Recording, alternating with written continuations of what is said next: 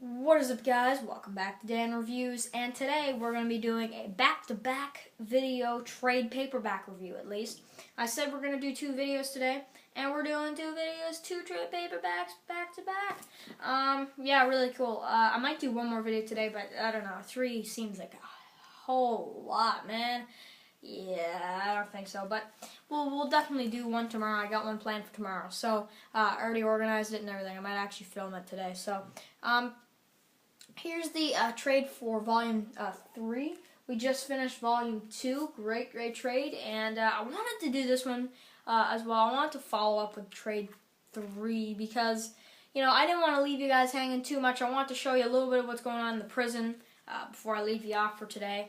So, yeah, this is Volume 3 of The Walking Dead. And this one is called Safety Behind Bars. This is the Volume 3.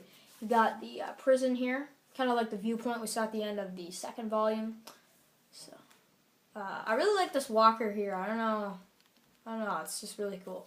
Some other ones here, and I don't know if you guys know this, but you can actually go like this,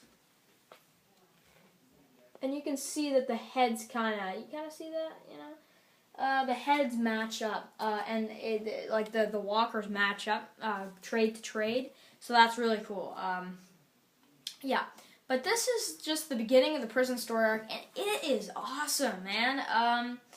It's great. Spoiler warning, if you have not read this. This, I would say, would be like the first few episodes of Season 3-ish of The Walking Dead. I would basically say that. So, yeah, really cool. You get the prison. Let's get into it. So, and I actually don't even, this is like one of the, like, I obviously read The Walking Dead, but, I actually haven't looked through these trades in a while. So, yeah, at least it's been at least close to, I want to say about 10 or 15, or not 15, jeez.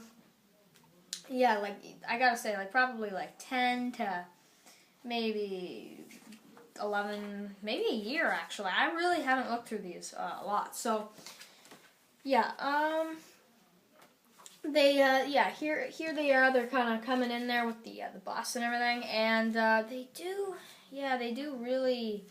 There is a lot of cool stuff here. They have to clear the walkers, which is really cool. I do like that. And yeah, they have to clear the whole place, and it's almost like at the beginning of Season 3 when they have to go in there hand to hand, right? It's really similar, and they do stay there overnight. And it's pretty cool. So then again, the next day they go into the actual cells. See them there. There's the cell block.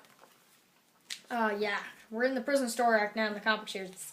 This is when the comic series really gets good. So then, yeah, they find a cafeteria, and they're not alone. They are not alone. There's some prisoners right there, and they say, "Hey, you want some meatloaf?" There. So. Yeah, these are the prisoners from the comic book series. I can't really. They're just as mean in the comic book series. I would say they're even worse in the comic book series. They do some crazy stuff here, especially at the end. I'll show you some of the things that happens here. Yeah, and because they find the prison, they decide, well, let's go back to the farm. We might as well just see if Glenn wants to come with us now. And when they get there. There is some brutal stuff here, because what ends up happening is that a couple of Herschel's daughters were eaten by walkers, and it's crazy how that goes. I'm not even going to show you, but they get eaten by walkers, like totally just, yeah. So you have Rick here. This part's crazy. That random guy that was with Tyrese's group in the 2nd trade, he actually decides to have a suicide, you know, kind of thing, pact with Michonne, or not Michonne, Sasha in the comic book series, and she actually does it. She does, and Tyrese finds her dead right there. Isn't that, yeah, that's just, whew, yeah, and then she becomes a walker as he's hugging her. Just some brutal stuff in this one, man. Rick has to shoot. It's, yeah, and then Tyrese is goes crazy and he says, you know, I'll kill you.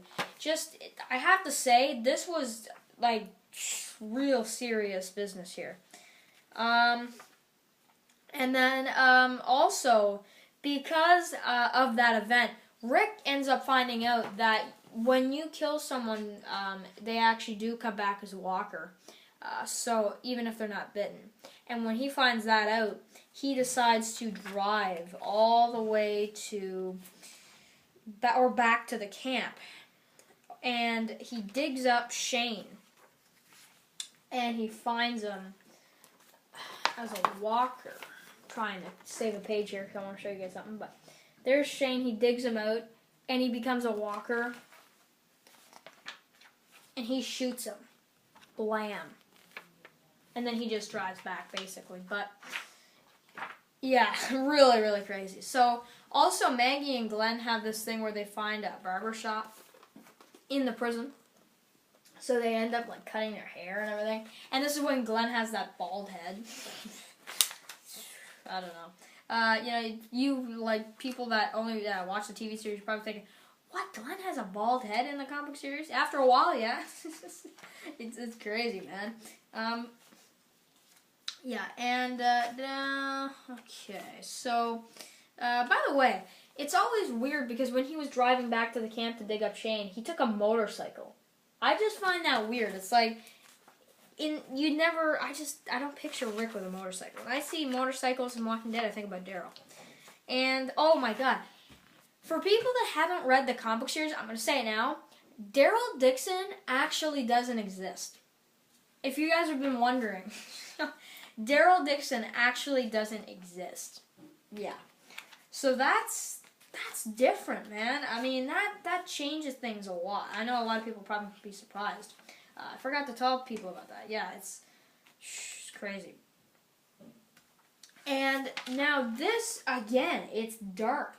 We have Thomas, this guy named Thomas, he's another one of the prisoners, one of the random prisoners. And he ends up trying to act all nice. And then all of a sudden he grabs a knife and he's about to cut Andrea. And she gets stuck and he ends up cutting her like crazy. And then I'm trying to find it here. Where is it? There she is running out. She's been cut by Thomas. And he's out there. And Rick beats him up, he tackles him and everything. And look at what he does, dude. I mean, he like tries to pull him back. And look at, oh my god, that's crazy, man. Look at his face, dude. That's just insane. I cannot even imagine and I like this splash page though, because everybody's just freaked out after, from what Rick did. And he's just standing there in front of everyone like, alright, what are we doing next? Like, seriously, it's just, oh my god. Yeah, and we're going to hang him, he says. Afterwards, he just did that. Like, Rick is, I want to say this is when Rick gets dark in the comic series. Like, he really just, something goes on with him.